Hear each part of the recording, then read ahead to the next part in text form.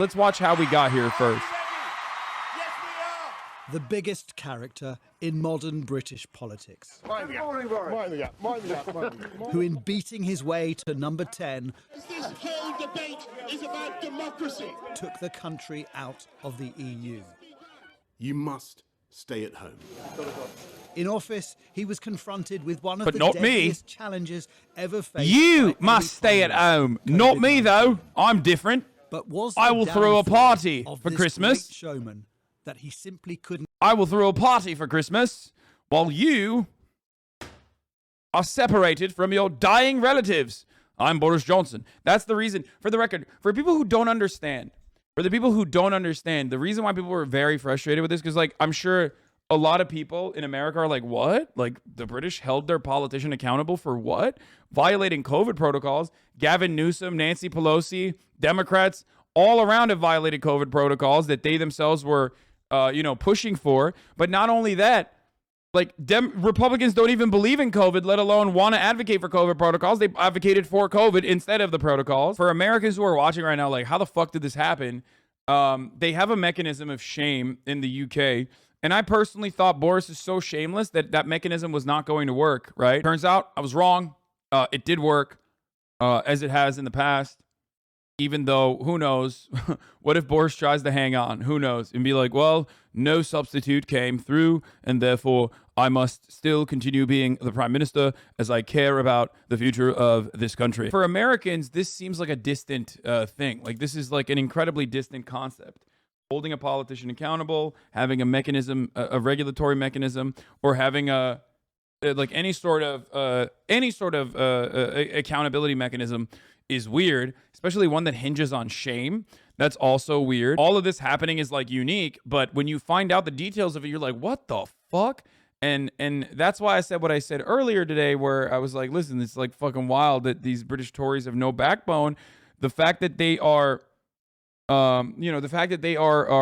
pushing Boris out and voting voting for no confidence votes or whatever is such a foreign concept for us Americans, because we did, Trump did January 6th and has done sexual assaults allegedly, and the entire Republican Party was like, it was very good and we should do more of that, sir. And it's the truth. So it's wild, but I think it's partially because, like, the economy's not doing all too great, and they wanted, like, a fall guy maybe. I don't know. survive being seen for who he really was.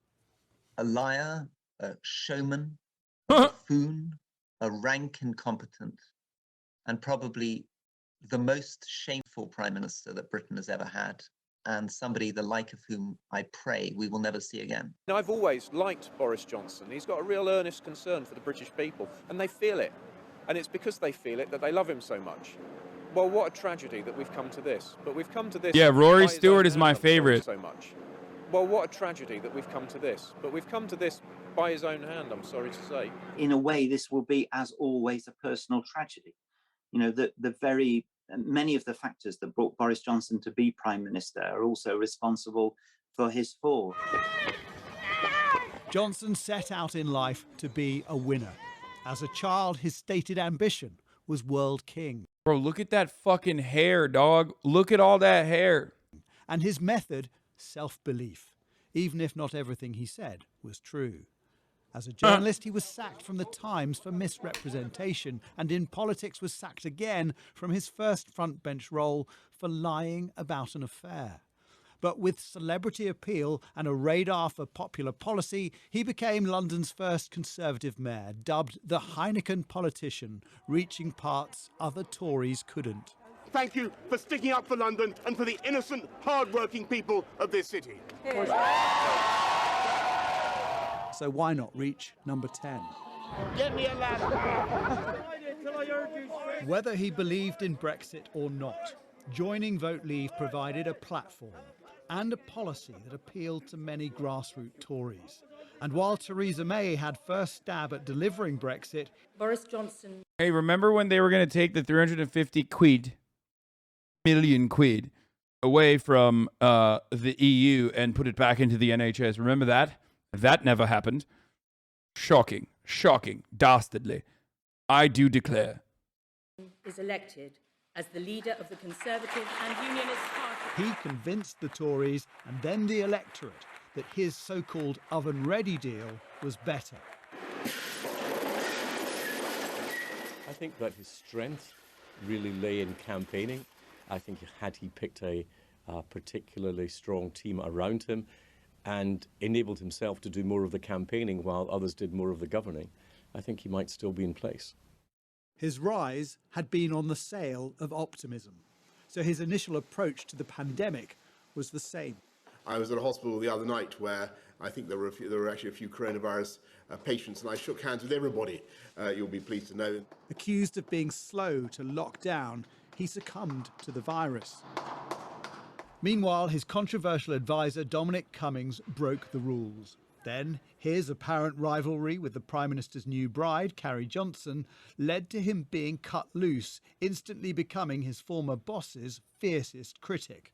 Tens of thousands of people died who didn't need to die. But Johnson had got Brexit done, albeit with stored-up problems in Northern Ireland. So he's gone. His next success was on the vaccine rollout. It was world-beating, far faster.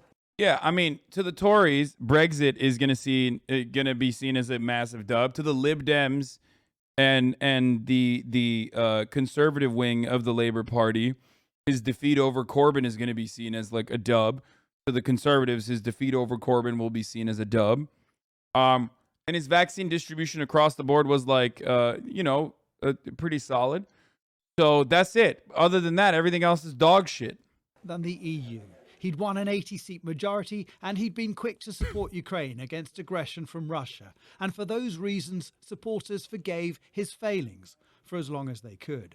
His initial support for Owen Paterson, who was guilty of lobbying while accepting cash, the donor-funded refurbishment of his flat above number 11, the number 10... I know Jonathan Pye's a lib. ...parties during lockdown, and the inconsistencies over what the Prime Minister knew. Nobody said to me, this is an event that is against the rules.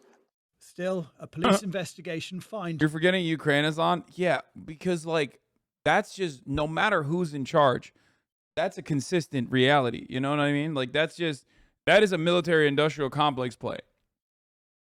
Just as it is in the United States and as it is in the UK. ...him for breaching his own laws. He thought he could play it all as he has all his life, ever since he was a schoolboy at Eton. He thought he could do it his own way, and he found out, and many people said from the very beginning that it would go wrong. The question was only when. When Deputy Chief Whip Chris Pincher stood down after allegations of sexual harassment, it emerged the PM had been warned of previous behaviour. He denied knowing, then when it was clear he did, said he'd forgotten. His Chancellor and Health Secretary... I'm sorry, this is pretty funny.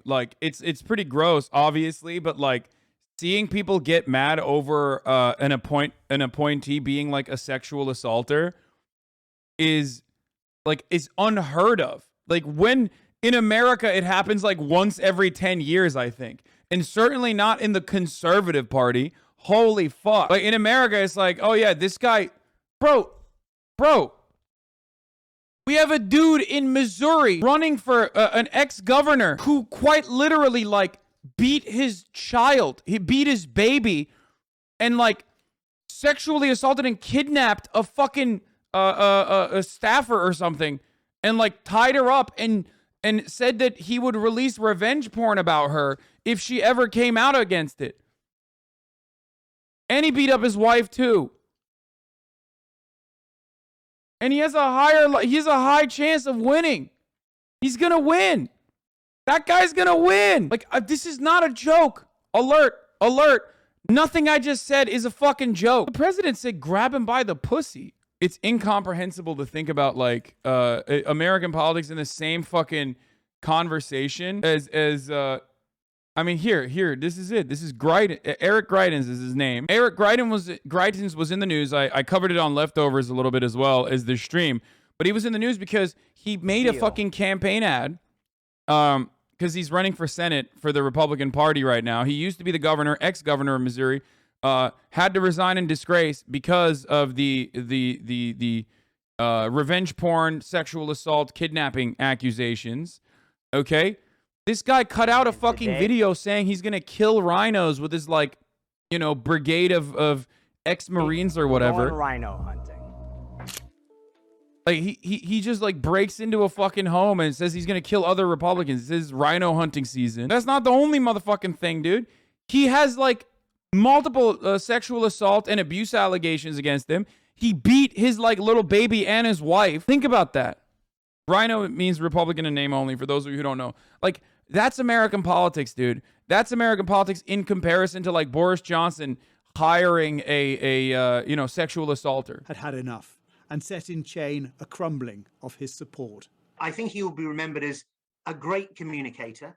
The man that absolutely delivered Brexit. But I think it will also remember somebody that fundamentally didn't listen. The man who could reach the parts others couldn't was plunging to the depths, pulling his party with him. It took a damagingly long time for them and him to let go. There's a dude in Kansas who got elected even after revenge porn and threatening to murder Democrat politicians in the state. It happens too much here. Bro, yesterday we watched a video of a Republican Arizona candidate who said he's going to murder people in Klan robes, and that's why he needs to have his gun, which is only hilarious because, like, that's the first time a fucking candidate has cut out an ad saying he's going to kill his own party supporters. Like, I know he said Democrats in Klan robes, but, like, let's be real. The motherfuckers in Klan robes now are not Democrats. The motherfuckers in Klan robes now are Republicans. I've never seen something like that before. Roy Moore, an Alabama Supreme Court justice, state Supreme Court justice, who was so credibly accused of pedophilia that he literally was banned from entering the mall in his hometown because that's where he would try to, like, fuck young girls.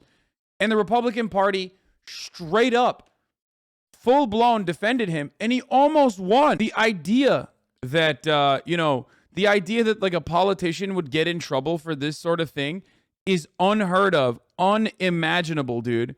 Absolutely unimaginable from the point of view of, like, Americans.